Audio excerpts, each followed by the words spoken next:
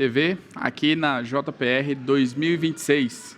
Estamos aqui para a apresentação dos trabalhos. Me chamo Denis Frazão, sou tecnólogo em radiologia, estou na posição de moderador, juntamente com Jonas Prata, também tecnólogo em radiologia. Cumprimento aos colegas Ricardo Trujillo e também ao João, por estarem na posição de avaliadores.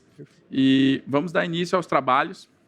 Vamos ter a apresentação do trabalho do Dr. Ítalo Rodrigues Mendes, de São Paulo, do Instituto Hardware BR, de Campinas, intitulado Desempenho da razão contraste-ruído em imagens de fantoma antropófico, pediátrico, adquiridos com tomógrafo de detecção híbrida. Então. Bom dia. Como foi falado, o título da apresentação é eu sou físico, não tenho conflito de interesses.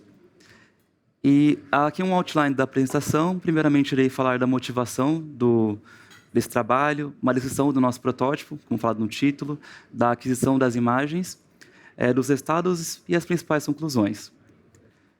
Bom, primeiramente, motivação, a tomografia computadorizada passando por uma grande evolução, que são os detectores contadores de fótons, está tendo essa transição, e eles apresentam algumas melhorias em relação aos detectores integradores, que são mais clássicos de tomografia, devido à sua resolução ultra alta, o zerar o ruído eletrônico, eficiência de dose e também imagens espectrais.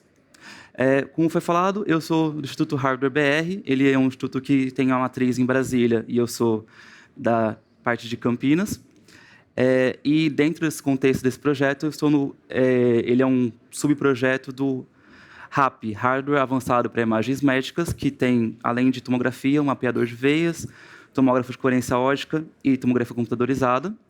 Esse projeto RAP, um dos resultados dele foi um tomógrafo híbrido. Ele é um tomógrafo que tem um detector que é integrador de energia, que é o clássico em tomografia, e um contador de fótons.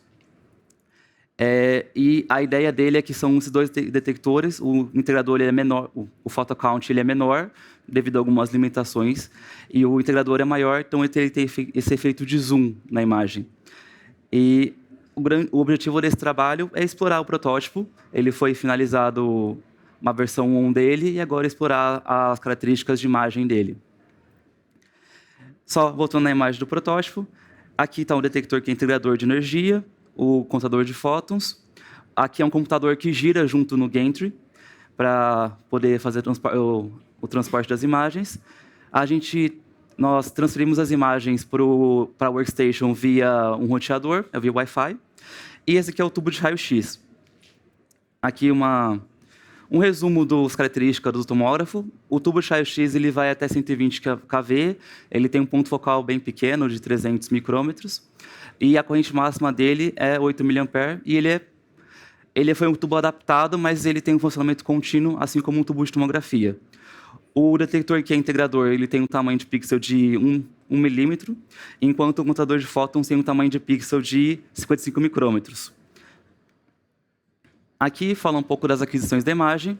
O fantoma antropomórfico pediátrico é esse. Ele é um objeto que simula o torso de um recém-nascido e ele é só para tecidos moles. Então tem um coração, a aorta, a veia cava, o fígado e também tem uma bexiga que é possível ser preenchida com água. E aqui uma imagem dele no nosso protótipo sendo imagiado. A ideia desse trabalho é mostrar as capacidades de qualidade da imagem do sistema. E para isso foi feita as condições de exposição de 80 kV e 2 mA.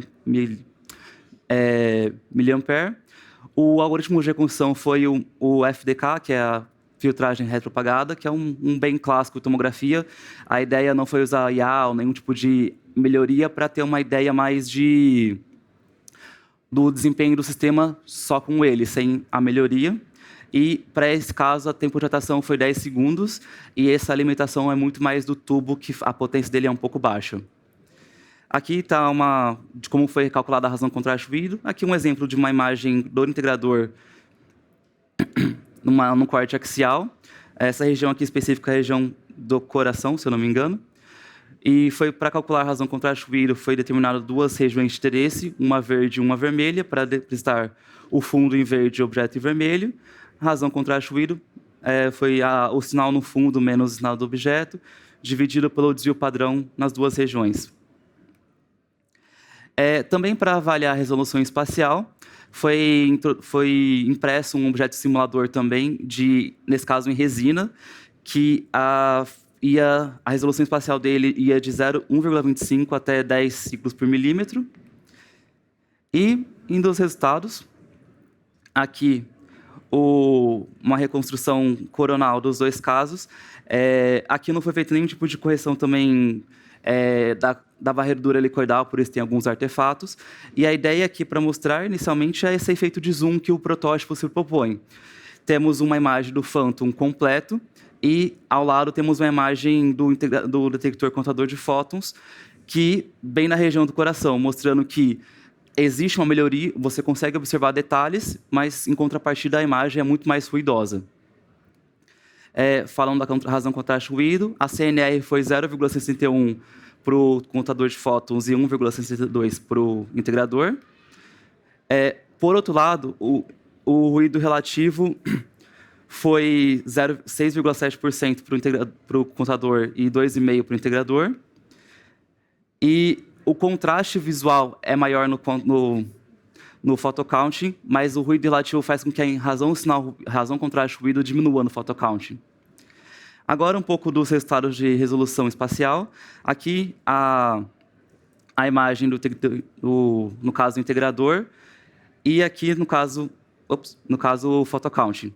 No caso do photocounting, observamos que, no integrador, o limite de resolução aqui, um pouco acima de 5 linhas por milímetro, enquanto do photocount você consegue observar em detalhes até 10 linhas por milímetro. Lembrando que isso daqui foi utilizando uma reconstrução sem nenhum kernel de alta resolução, foi para observar o status do detector e do sistema ASIS.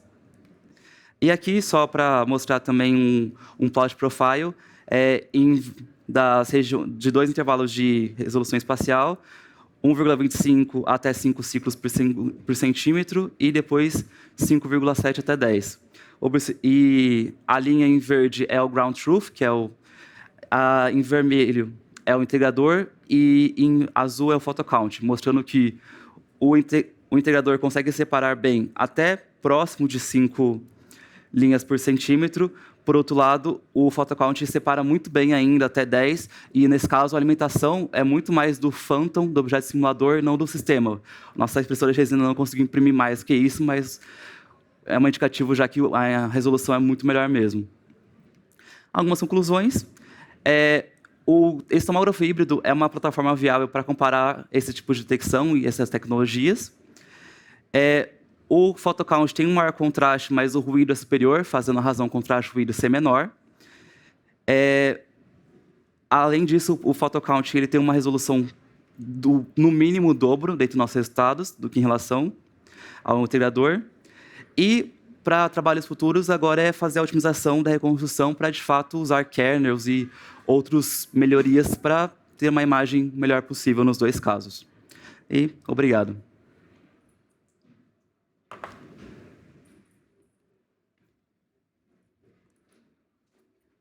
Parabéns, Ítalo, pela apresentação, pelo trabalho. Vou passar para nossos avaliadores, para que eles possam fazer suas contribuições. Pode ir. Parabéns, Ítalo, pelo trabalho. Excelente imagens, né? Trabalho fenomenal. Nada para falar da sua apresentação. Um pouquinho nervoso, normal, aí fica mesmo. Mas parabéns, viu? Obrigado. Parabéns mesmo. Ítalo, meu nome é João. Parabéns. Essa questão do desenvolvimento científico e da pesquisa é muito importante para desenvolvermos cada vez aparelhos e condições melhores das imagens que nós entregamos, né, dos nossos pacientes. Parabéns pela apresentação. Obrigado. Parabéns. Colega Denis, quer falar algo? Sim. Ítalo, a gente sabe o desafio que é, né, desenvolvimento aí de hardware, né, os custos aí. E na jornada, a gente ouviu muitas palestras sobre tomografia photocount. e as empresas aí já disponibilizando esse equipamento, né, para vendas, a gente sabe que o custo desse equipamento é bastante elevado hoje. E queria só, né, ouvir de você assim, a média de custo hoje para desenvolvimento desse protótipo foi muito significativa? Foi significativa. A limitação de FOV pequeno para o photocount foi o custo mesmo, além de outros fatores, porque a matriz de pixel do photocounting é maior do que o integrador, mesmo sendo muito menor a área sensível. Mas eu diria que, nesse caso específico desse detector, o preço por milímetro quadrado de área era 5 vezes maior que o integrador. Então, de fato, esse é um dos principais fatores limitantes, né, para outros profissionais do mesmo segmento desenvolverem trabalhos semelhantes e assim poder ir amadurecendo ainda mais, né, essa linha de desenvolvimento do photocount. Parabéns. Excelente, Ítalo, parabéns mais uma vez. Quero agradecer a você pela participação e para darmos continuidade com o tema da precisão e execução, a implementação de protocolos estratificados por peso em angiotomografia na rotina assistencial. Vamos ter agora o apresentador do trabalho, José Tiago de Souza Castro, lá da Unicamp, Campinas, São Paulo. Fique à vontade, Tiago. Então, o tema desse tema livre é da prescrição e execução, a implementação de protocolos estratificados por peso em angiotomografia. Meu nome é José Tiago, sou tecnólogo em radiologia, atuo no Hospital de Clínicas da Unicamp, onde também sou supervisor e tenho doutorado também pela Unicamp na área de neurologia. Então, esse é o grupo que executou este trabalho, todos do Hospital de Clínicas da Unicamp, um misto de tecnólogos e médicos docentes. Não temos conflito de interesse nessa apresentação. O trabalho foi submetido ao Comitê de Ética. O problema que nós identificamos e procuramos corrigir foi que, em angiotomografia, rotineiramente, os hospitais apresentam um protocolo fixo. Então, a forma como se faz uma angiotomografia de TEP, por exemplo, acaba sendo muito semelhante ou a mesma de todos os biotipos de paciente. Então, nós vimos isso como um problema. Nos nossos dados, nós vimos que isso acaba levando a muita dose de radiação, excesso de contraste e baixa eficiência. Então, nós procuramos corrigir isso. Nós criamos protocolos estratificados por faixa de peso. Então, de acordo com o peso do paciente, o tomógrafo já tem os ajustes adequados em kilovolts, modulação de dose, rotação de tubo, eventualmente pitch também. E na injetora também tem as alterações, principalmente ligadas ao fluxo e ao volume de contraste. Então, o profissional apenas precisa saber o peso exato do seu paciente e escolher o protocolo adequado. Não precisa fazer mais nenhum ajuste. Então, para hospitais grandes como o Hospital de Clínicas da Unicamp, isso é fundamental. Esse é um estudo antes e depois. Então, temos uma fase com protocolo antigo, fixo, e depois a fase com alterações de protocolo de forma geral. Fizemos, nesse intervalo, treinamento de toda a equipe, são 35 operadores que, de fato, executam tomografia. Então, uma equipe grande, uma equipe bem diferente, com profissionais há muito tempo já trabalhando na área, outros recém-formados. Então, assim, foi um desafio bem grande, vários turnos diferentes, conseguir alcançar todas essas pessoas. O Hospital de Clínicas da Unicamp é um hospital terciário, então, rotineiramente recebemos pacientes complexos, um pouco mais complexos do que outros hospitais da região, justamente pelo perfil ligado à Faculdade de Medicina. É importante dizer que todos os exames, tanto do antes e depois, foram realizados no mesmo tomógrafo, sem qualquer software a mais que foi colocado, ou implementação, ou upgrade de inteligência artificial. É o mesmo tomógrafo, a injetora inteligente que nós usamos também é a mesma, a concentração de contraste também, exatamente a mesma, 300 miligramas. Então, e a equipe também é a mesma. Então, a única coisa que mudamos foram os protocolos, e implementamos o treinamento com a equipe e também um controle mensal, um dashboard mensal, para que pudéssemos avaliar o desempenho, exame por exame, equipe, comparando as equipes, comparando profissionais e vários indicadores, assim, mais de 15 indicadores. Na fase pré, nós avaliamos 1.541 exames de angiotomografia e na fase pós, temos aí 1.011 exames de angiotomografia. Importante dizer que este projeto continua em implementação, não foi algo assim feito para fazer pesquisa e depois saiu. Não, foi algo implementado institucionalmente, devidamente implementado, e continua em execução até hoje no hospital. Então, um exemplo que eu trago hoje para vocês é do protocolo TEP. Veja, essa alteração abrangeu todas as angiotomografias, exceto de coronárias, mas TEP, anjo de aorta, carótidas, crânio, membros inferiores e superiores estão dentro deste projeto. Veja no protocolo TEP, de um lado nós tínhamos um protocolo fixo, com alto quilovolt, o volume de contraste fixo, e variava um pouco o fluxo de contraste, e não tinha tanto uma orientação para a equipe de enfermagem de procurar o melhor acesso, ou um melhor local do acesso. Hoje nós temos alguns protocolos por faixa de peso. Então, veja, se o paciente tem até 60 quilos, nós temos já no tomógrafo e na injetora o protocolo ideal para o técnico apenas escolher esse protocolo, já com um KVP mais baixo, tempo de rotação de tubo mais baixo. E isso vai aumentando. Então, um paciente de 61 a 80 quilos já tem outras alterações. O KV é o mesmo, mas a modulação de dose, tempo de rotação de tubo acaba mudando. E vejam que o volume de contraste também, até porque o fluxo também aumenta. Então, a lógica disso é, quanto mais leve o paciente, menor dose de radiação, menor o fluxo de contraste, menor volume de contraste. É essa a lógica que nós encontramos após analisarmos aqueles mais de 1.000 exames que eu mostrei para vocês. Entrando já em resultados, então temos os dois grupos, como mencionei, o pré-implementação convencional e o pós, né, os protocolos personalizados.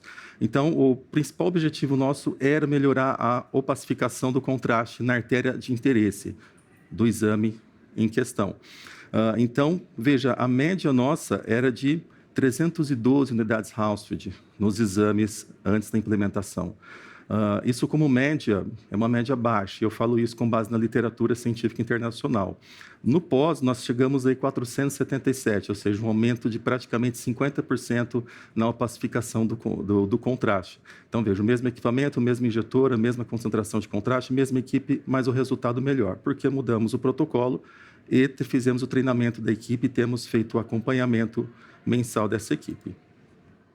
Aqui eu trago duas imagens representativas, é verdade, mas apenas para mostrar visualmente que a diferença do exame antes de agora é visual. Não é algo que apenas lá o ROI do PACS vai conseguir medir e mostrar lá uma diferença mínima, um empate técnico. Não, é visual. Então, peguei um exame do antes.